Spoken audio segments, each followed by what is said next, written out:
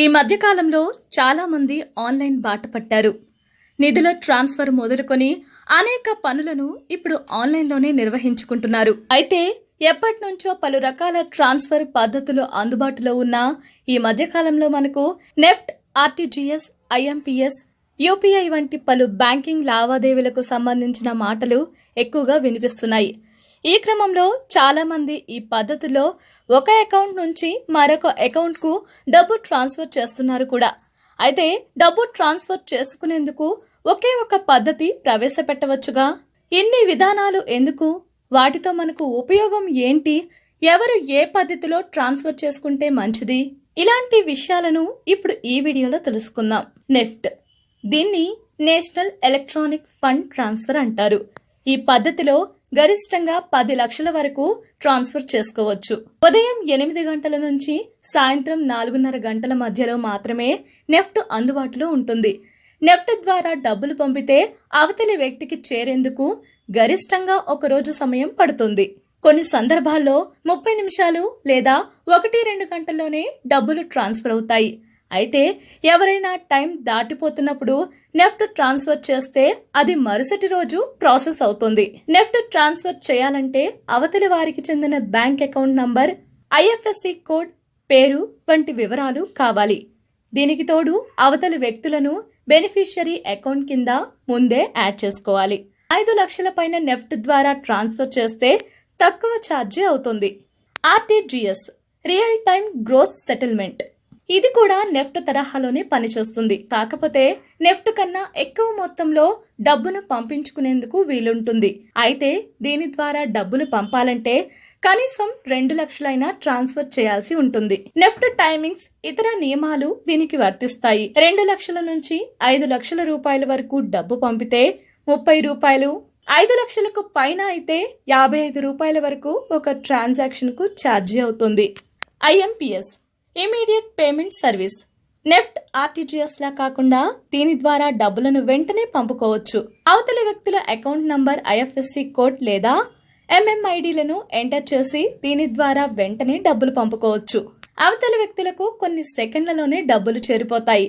అయితే దీని ద్వారా రోజుకు 2 లక్షల వరకు మాత్రమే పంపుకునే వీలుంది. పరిమితి దాటితే మరొక రోజు వరకు ఆగాలి. నెఫ్ట్ ఆర్టీజీఎస్ లా కాకుండా దీని ద్వారా డబ్బులను రోజులో ఎప్పుడైనా పంపుకోవచ్చు. అయితే ఒక ట్రాన్సాక్షన్ కు 5 రూపాయల వరకు ఛార్జీ అవుతుంది. మొబైల్ బ్యాంకింగ్, ఎన్యూయూపీ వంటి సేవలను కూడా వాడేవారికి ఐఎంపీఎస్ ఉపయుక్తంగా ఉంటుంది. దీనివల్ల బెనిఫిషియరీలను యాడ్ చేసుకోవాల్సిన పని లేదు. వెంటనే ఎవరికి కావాలంటే వారికి ఫండ్స్ ట్రాన్స్ఫర్ చేసుకోవచ్చు. ఇక యూపీఐ, యూనిఫైడ్ పేమెంట్ ఇంటర్ఫేస్, ఈ పద్ధతిలో రోజుకు 1,00,000 రూపాయల వరకు పంపుకోవచ్చు. ఇది కూడా ఐఎంపీఎస్ లాగే పనిచేస్తుంది. కాకపోతే స్మార్ట్ యాప్ ద్వారా దీన్ని వాడుకోవాలి. ఆయా బ్యాంకులకు చెందిన యూపీఐ యాప్లు గూగుల్ ప్లే స్టోర్, యాపిల్ స్టోర్లలో యూజర్లకు లభిస్తున్నాయి. వీటిని డౌన్లోడ్ చేసుకుని ఇన్స్టాల్ చేసుకుంటే యూజర్ తనకు చెందిన ఏదైనా బ్యాంక్ డీటెయిల్స్ను యాప్లో ఎంటర్ చేయాలి. దీంతో యూజర్కు ఒక ప్రత్యేకమైన వర్చువల్ పేమెంట్ ఐడి క్రియేట్ అవుతుంది. ఇలా అవతలి వారు కూడా క్రియేట్ చేసుకుంటే వారికి ఓ ఐడి వస్తుంది. ఈ క్రమంలో ఎవరైనా యూజర్ డబ్బు పంపాలనుకుంటే సదరు మొత్తాన్ని యాప్లో ఎంటర్ చేసి అవతలి వ్యక్తుల విపిఐ ఎంటర్ చేస్తే చాలు. దీంతో వారికి వెంటనే పేమెంట్ అందుతుంది. ఈ విధానాన్ని ఇప్పుడు చాలా మంది వర్తకులు అనుసరిస్తున్నారు. అయితే పెద్ద మొత్తంలో డబ్బులు ట్రాన్స్ఫర్ అయితే దానికి అనుగుణంగా ఛార్జీలు పడే అవకాశం ఉంటుంది. యూఎస్ఎస్డి ఈ వాలెట్స్, ఇవే కాకుండా యూఎస్ఎస్డి ఈ వాలెట్స్తో కూడా ఎవరైనా డబ్బులు ట్రాన్స్ఫర్ చేసుకోవచ్చు. అయితే యూఎస్ఎస్డిని వాడుకోవాలంటే యూజర్ తనకు చెందిన ఏదైనా బ్యాంక్ అకౌంట్లో మొబైల్ బ్యాంకింగ్ యాక్టివేట్ అయి ఉండాలి. అనంతరం *99# అనే బటన్ను ఫోన్లో డయల్ చేసి అనంతరం వచ్చే ఆదేశాలను పాటిస్తే డబ్బులు పంపవచ్చు.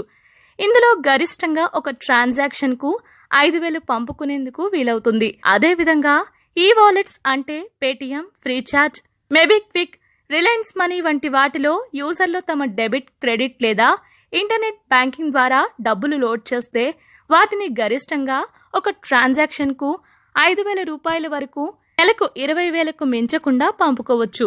ఇందుకుగాను ఆయా వాలెట్లు ఇప్పుడు ఎలాంటి ఛార్జీలను కూడా వసూలు చేయడం లేదు. ఈ వీడియో మీకు నచ్చితే లైక్ చేయండి. మీ అభిప్రాయం మాతో పంచుకోవడానికి కామెంట్ చేయండి.